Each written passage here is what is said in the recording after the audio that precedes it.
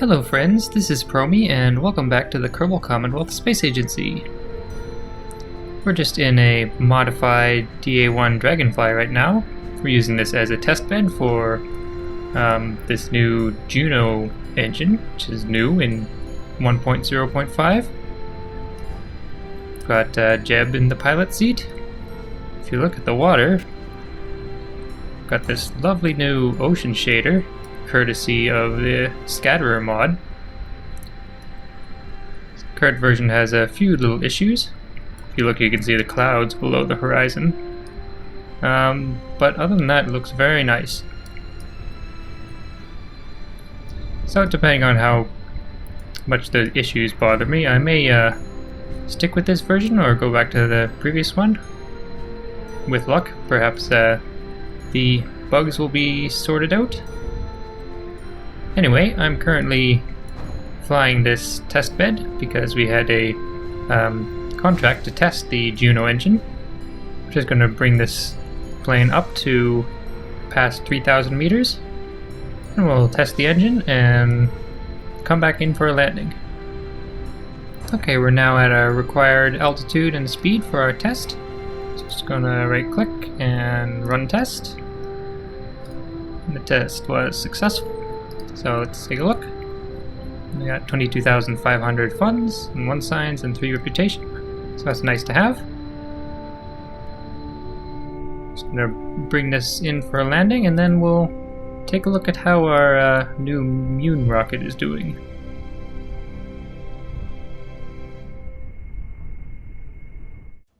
So after a bit of prototyping, I determined that our Mune probe will probably be doable on a single launch.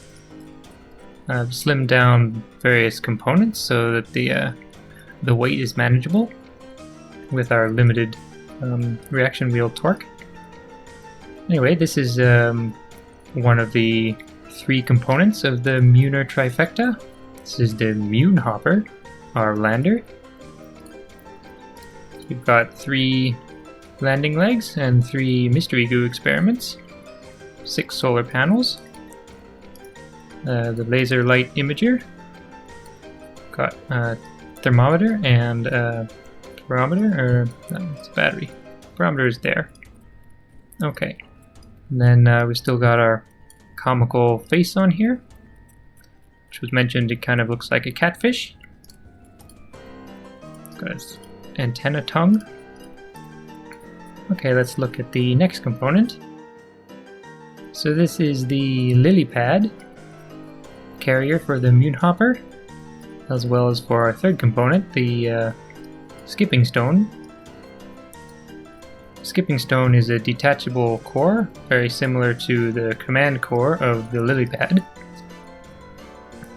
And it will we will put the lily pad into a suborbital flight of the Mune, detach the skipping stone, and then boost the lily pad back into orbit. Skipping stone will then impact on the Mune, so we can get some seismic readings and also take a look at the material ejected. And we also have our big antenna on here, 2 more mystery goos. Got the ScanSat mapping dish here, so we can start mapping the Mune. It also kind of has a shifty face. It's got the imaging platform in there.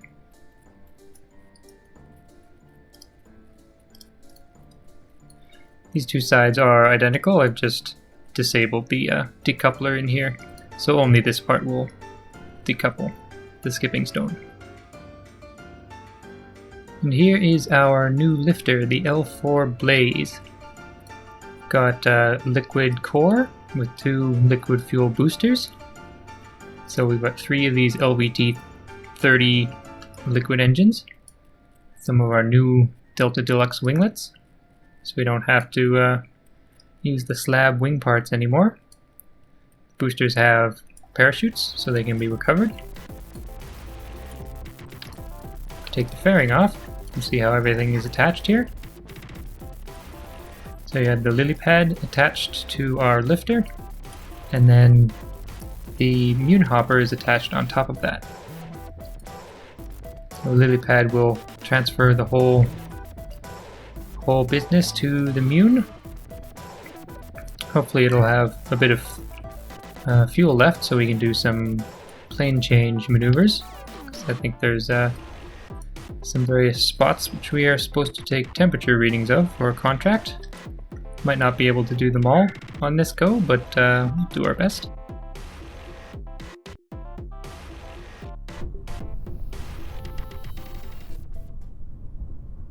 Okay, our probe is on the launch pad and we are go for launch.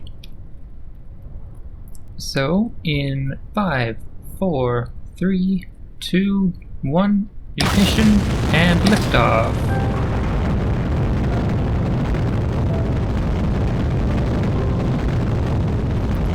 Currently I have the core engine limited to about half. After we jettison the boosters, we will throttle it back up to full. Okay, we're going to begin our pitch over maneuver. Just want to keep close to that prograde vector. This design is pretty sensitive to flipping out when I'm too far off prograde. So just be very careful. Okay, our boosters are just about to run out.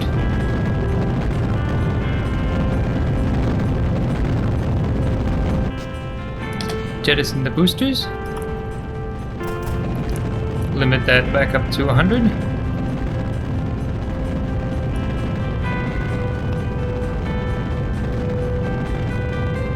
Looks like we had an issue with the parachutes on one or both of our boosters. We'll see if they get recovered. So far this is looking good.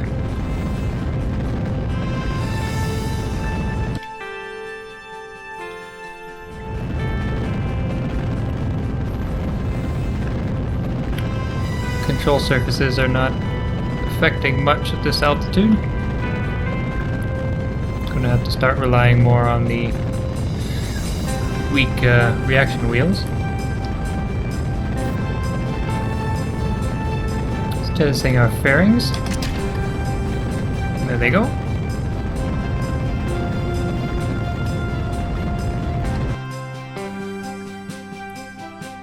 Okay, almost good periapsis. Let's just give it a couple more kilometers and cut the engines. Okay, we're looking good. Looks like our boosters were recovered.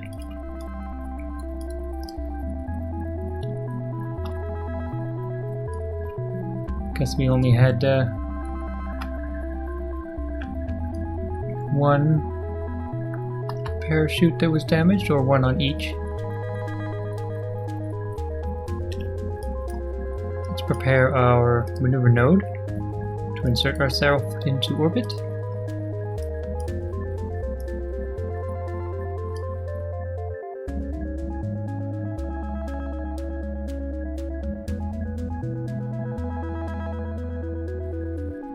Six and 75. Looks pretty good. We're going to try to get ourselves pointed in the right direction. Okay. Vessel's coming around slowly.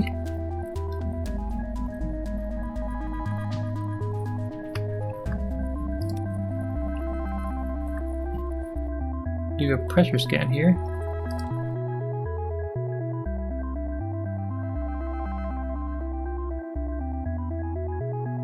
The barometer detects a very tenuous atmosphere up here. It's far from a perfect vacuum.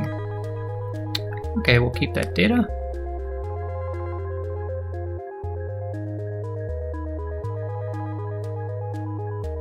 Got an estimated burn of 12 seconds.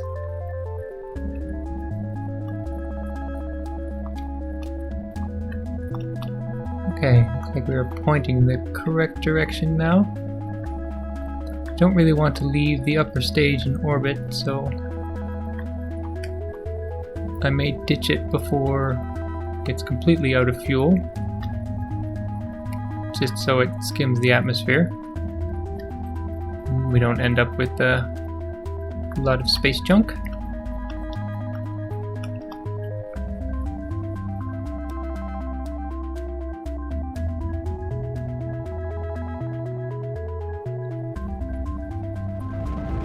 Okay, let's start the burn now.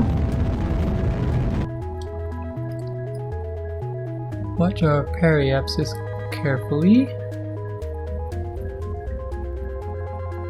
There it is.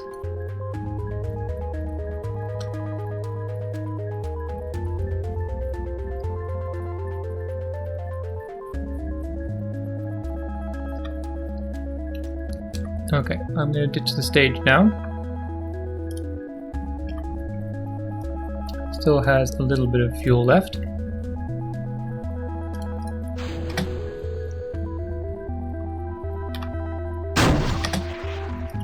But I want that to be enter.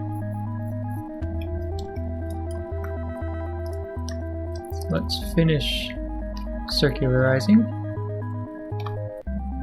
Good enough. Okay, we are now in orbit. Say goodbye to our launch stage. Turn our little guy right side up. Extend some antennas. Little mustache. Okay, and then we have one on the back as well.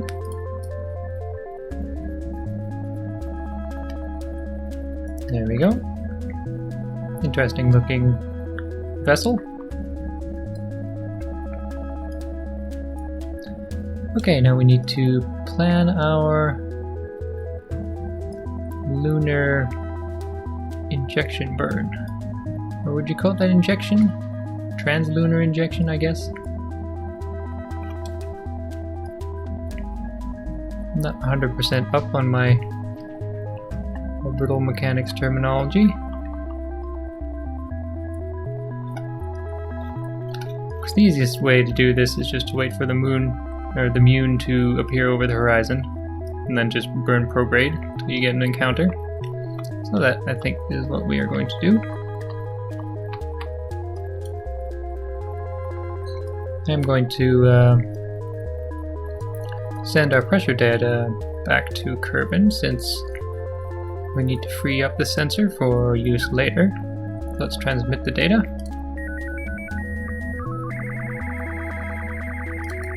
Okay, got 2 signs for that.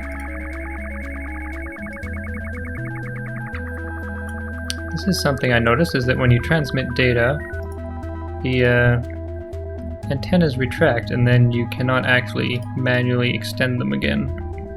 And they'll only extend for data transmission, which is a little unfortunate because I like leaving them out. Okay, we're just going to warp around until we get a sight of the Mune over the horizon.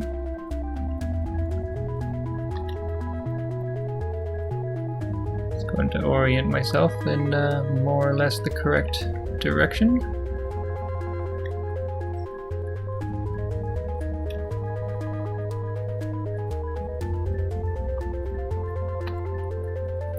Okay, now time warp forward.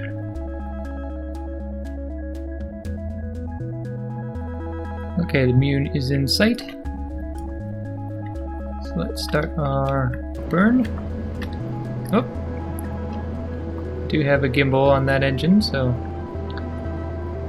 increases our control sensitivity quite a bit.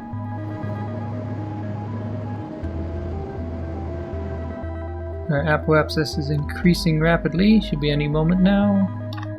It is. Okay, let's take a look at our periaps. Oh, 58. That'll be quite good.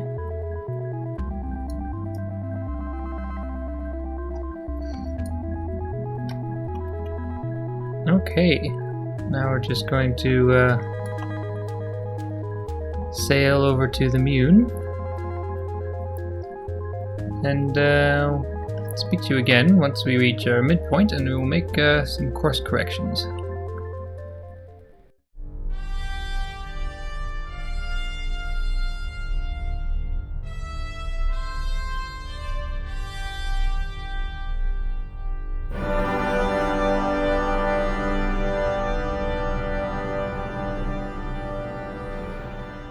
So we're almost at our midway point, just looking at the Mune here to see the locations that we were contracted to take temperature readings of.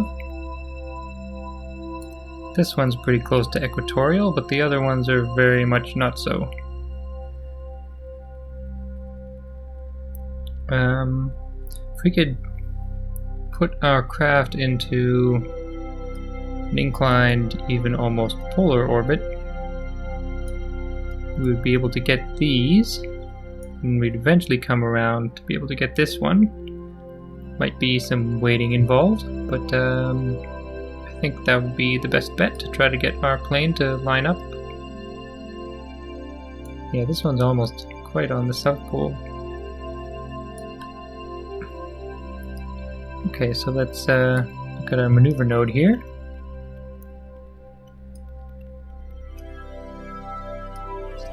The maneuver node system is not the best for doing a lot of these plane change maneuvers,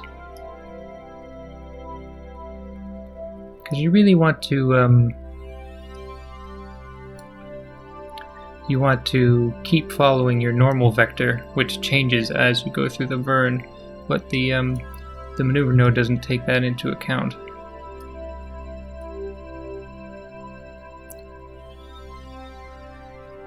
So, yeah.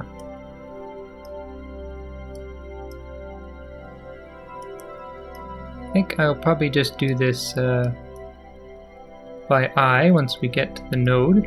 Just ignore the value and just use it as a marker for the middle of when we're supposed to do the burn. See how much we can incline this without messing up our orbit in any other ways. And if we want to do further inclination changes, we can always leave our orbit around the Mune very elliptical and do them at apoapsis. Would be the most efficient way.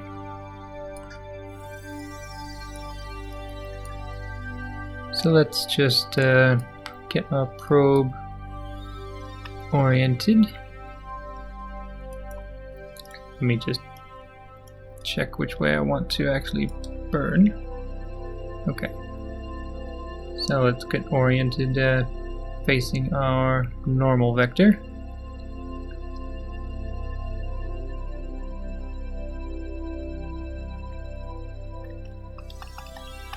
And let's time warp about 8 minutes forward.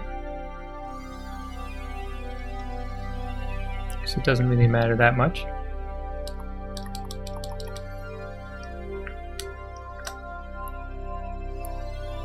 We'll just ignore the node for now and just go by the normal vector.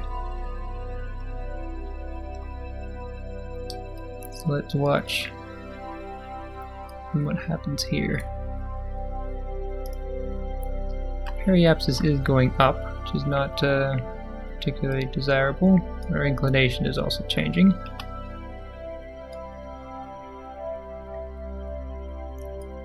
It's at 200 now. I think we'll leave it at that, and we'll do our capture burn before we do any further inclination changes.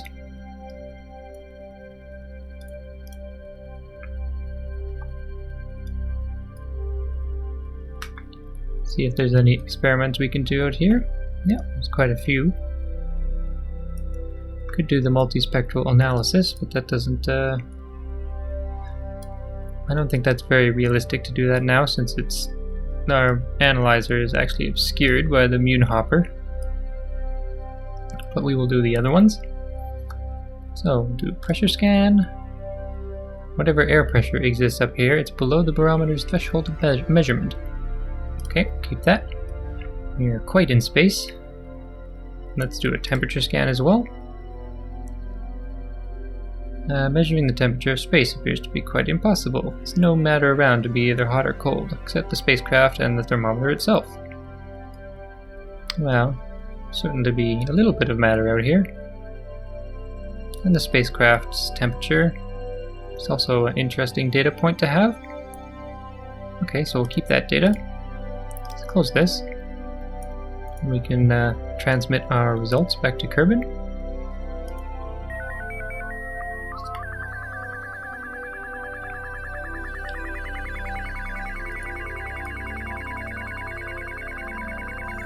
Okay.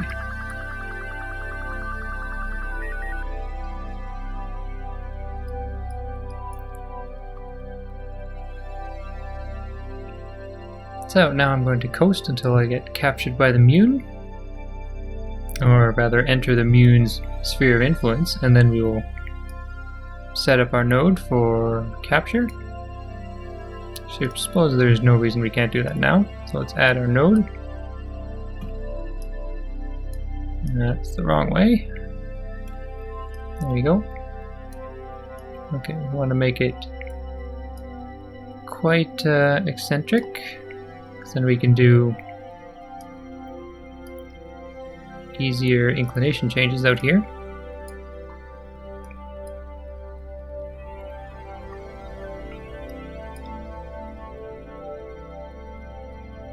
Okay, let's get our craft oriented for that burn.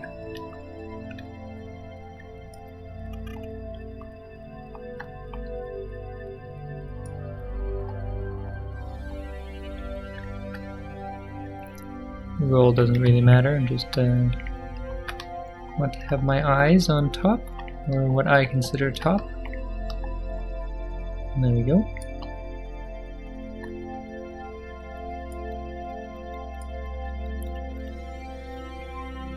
Okay, now we are going to warp forward and enter the Mune's sphere of influence.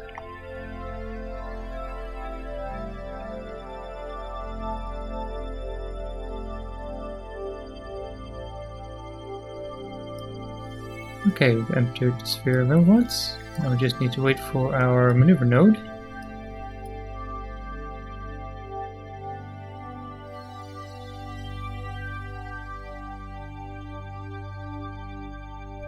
Okay, we're at a maneuver node now. Nice view of the Mune, Kerbal. It's the sun and a couple other planets you can see just a little bit. Let's do this burn. Shouldn't take much.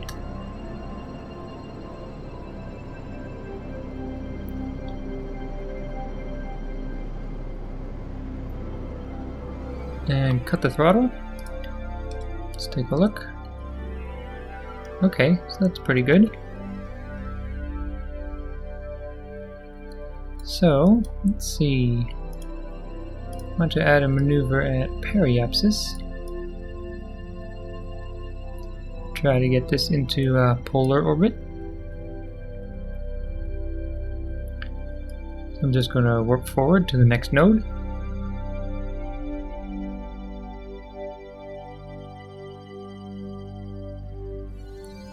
Okay, I missed our maneuver node by a bit, overshot. Let's just see if we can, it's not too bad.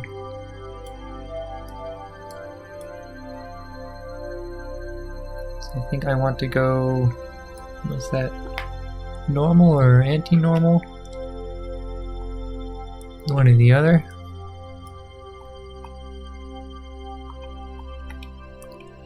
Again, we don't really care too much about the node itself. I'm just trying to figure out the right direction to point.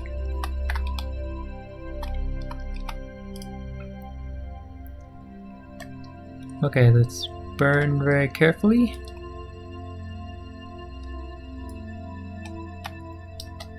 Just follow the normal vector along. Just keep an eye on our fuel, but yeah, this looks pretty good.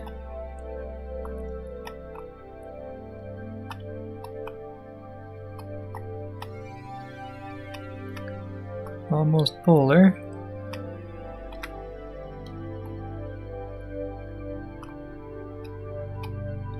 this gets to 90 degrees, I guess we'll be in a polar orbit.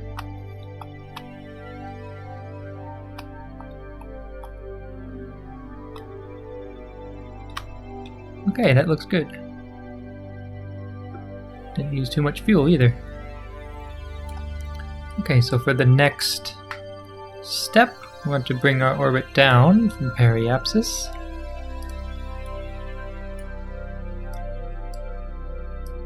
It's the wrong way.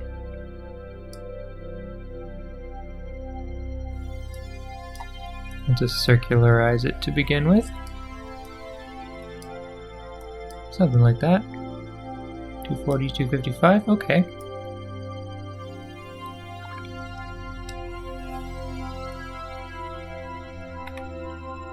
So let's line ourselves up again and time warp to our next maneuver node.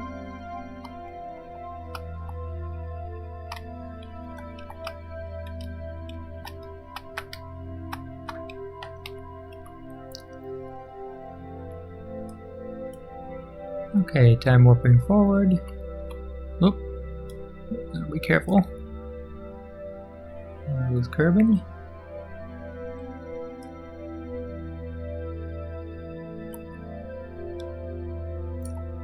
Okay, getting close now.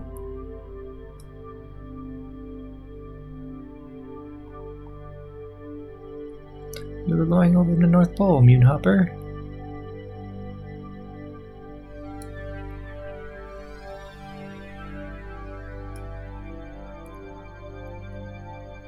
Another 5 minutes. 3, 2, 1, and okay.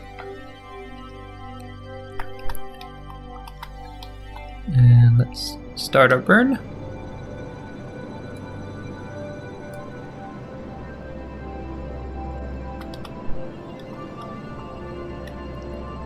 And cut the throttle.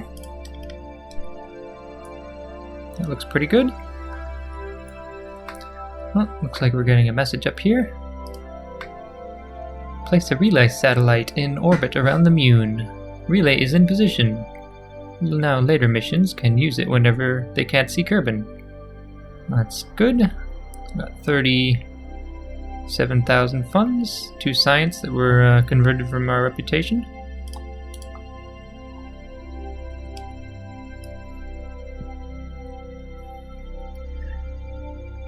Okay.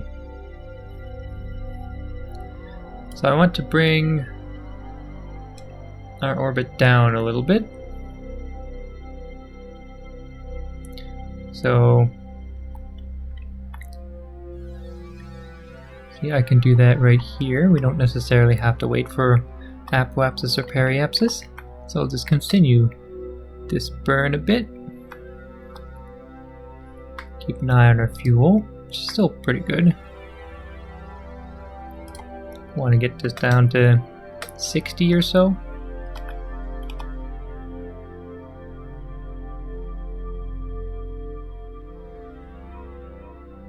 $70, $60.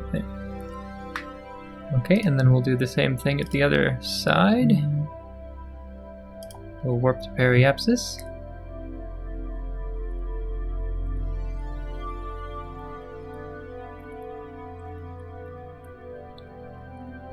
That takes us 1 minute out. And now I want to make sure we're facing retrograde.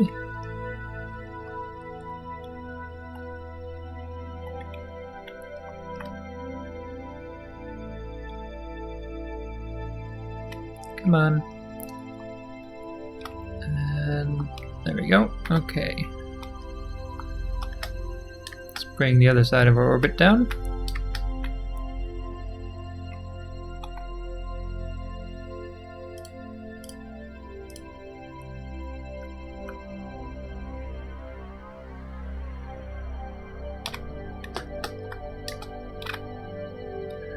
That's pretty good.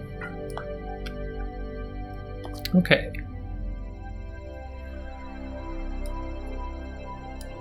Oh. Moon's surface is very bright here. Guess we're directly opposite the sun. So now we are going to split apart the various components from our vessel. So let's decouple here.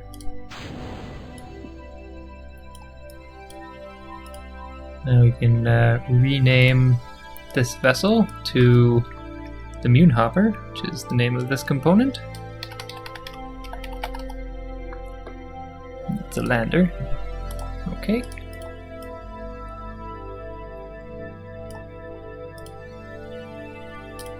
Still can't extend that by itself. Let's see.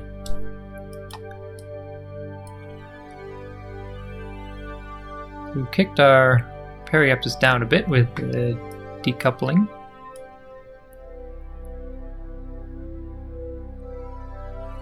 Probably want to land where it's nice and bright. So I'll add a maneuver at the North Pole. And bring us down about like that, and then once we're above the equator, then we can kill all our horizontal velocity, come straight down to the surface.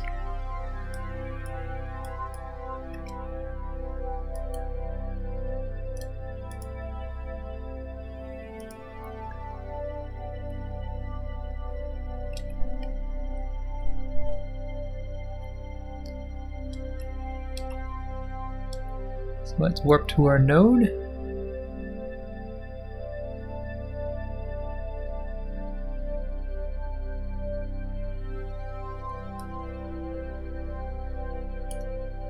Well, there's Kerbal peeking over the North Pole.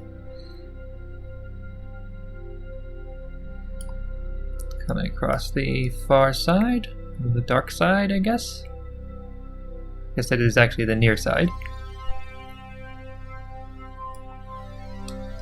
Nope. Wasn't quite paying attention and totally overshot that. Where am I? Here?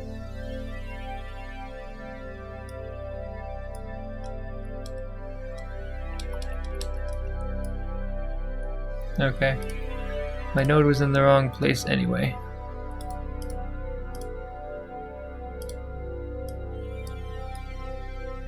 Okay, there we go.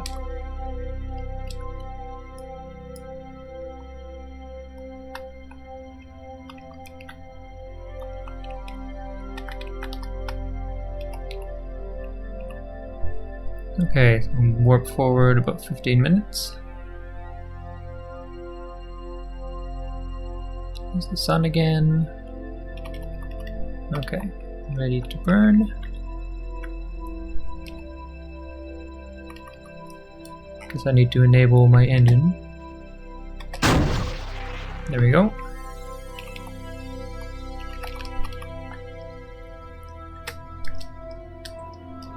To our D-orbit.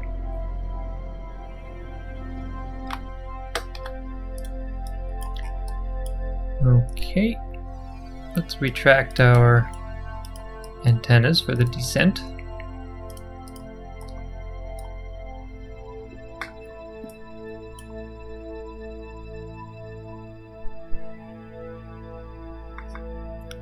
Well, we have a milestone. I believe these are new in 1.0.5.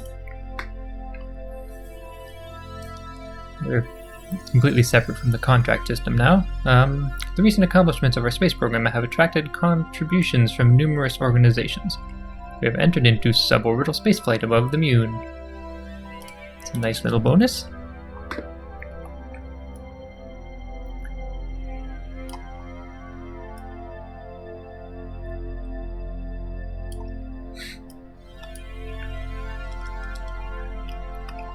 Okay, time warp forward.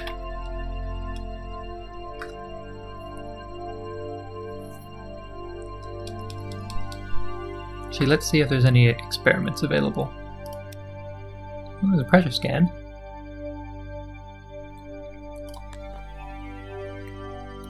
The instrument reads 0. Any gas present here is below the barometer's threshold of measurement.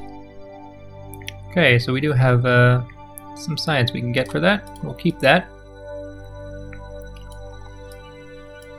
Let's transmit it with our big dish.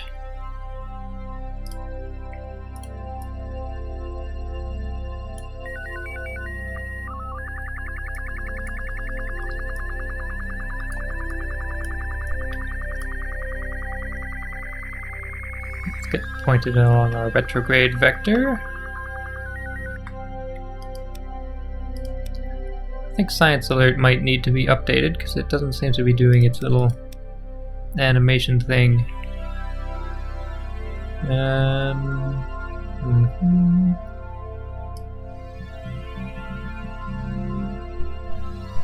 Yeah, I don't know. I'll have to look at it later. I want to bore people with me poking through the settings.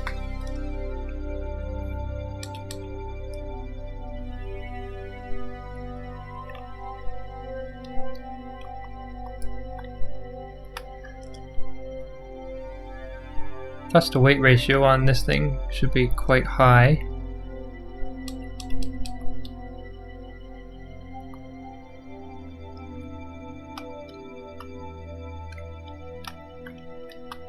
So let's see, where are we about?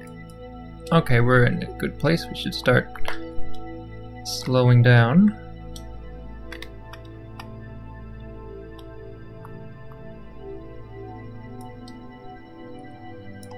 Interesting canyon system here.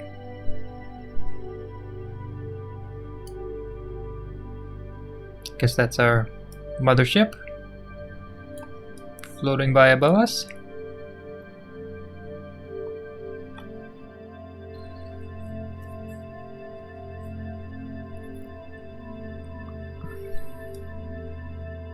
Mission Control back home is eagerly awaiting the first images of the moon's surface. Okay, I'm gonna try to really kill our velocity now, since we're over a nice flat area. Okay. Coming down pretty vertically now. Let's try to push our retrograde vector. Right on tip of the nav ball. Okay, let's extend our landing legs.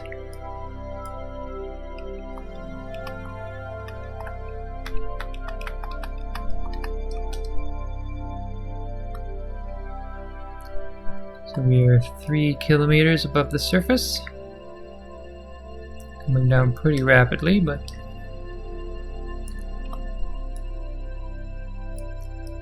do have a lot of thrust, as I mentioned. 1.5 kilometers.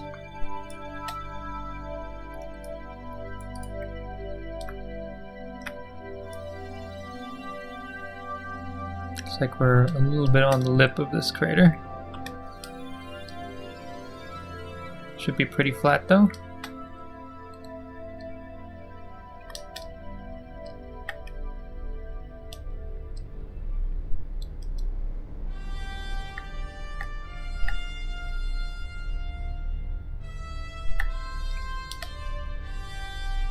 Okay, very gently now, drifting sideways. Let's just try to kill that a bit. Whoop.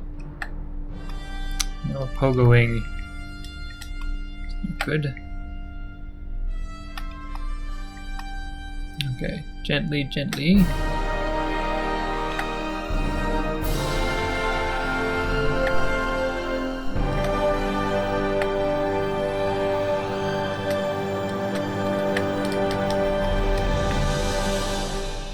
And we are on the surface of the moon.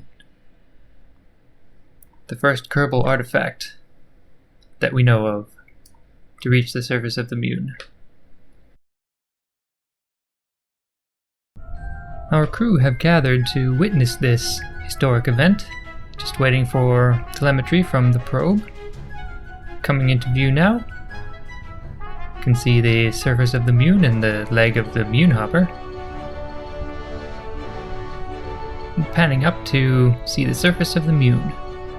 Crew is all very excited. The surface seems to be able to support our lander, and our astronauts are looking forward to putting their own boots on the surface in the near future. So that's all for this episode. This has been Promi. Thanks for watching.